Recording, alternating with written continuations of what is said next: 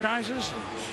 You know, there they are. They're given a chance to succeed, and both teams hope they'll succeed for 10 years or maybe 18 years, because if you think about it, the NFL world is convening here in Chicago for the first time since Peyton Manning's retirement.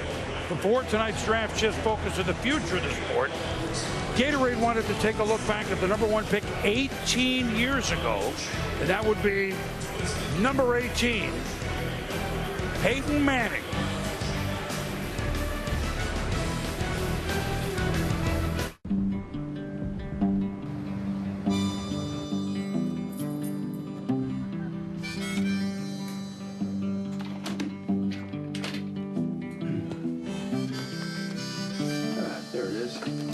This is the thank you letter I received right when he was leaving college.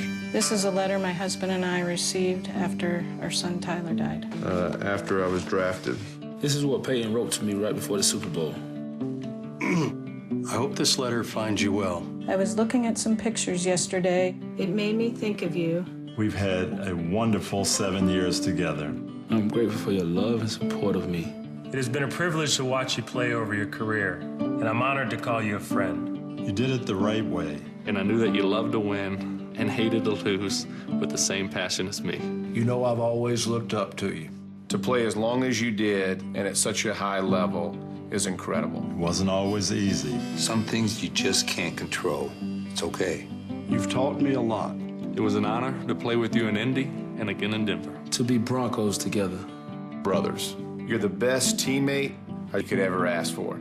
It's been a great ride. Congratulations again. Tell the family hello. I'm proud of you. Sincerely. Sincerely. Sincerely. Sincerely.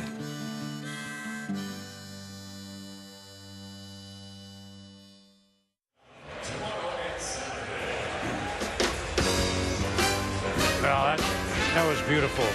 And in there, among the many that you saw, our colleague Chris Mortensen. You saw a brief glimpse of him. Mort is battling cancer. Mort is doing well, but he's in the middle of his battle. He has kept his sense of humor.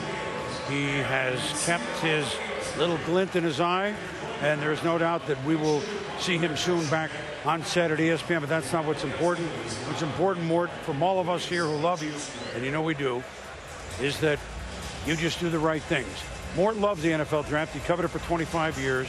And before that, though, he would tell me he would be one of those that would get up on the West Coast. We grew up covering the Rams and being in L.A. area, and get up at 5 before the 5 a.m. start, which we used to have on Tuesday mornings when we began televising the draft in 1980. He would be one of those that would be glued to the set at 5 a.m. Those days are coming again, Mort. We miss you. And Mel doing the draft without Mort. It seems strange. It seems like we came here without socks on, but we know he'll be here next year, and we love him.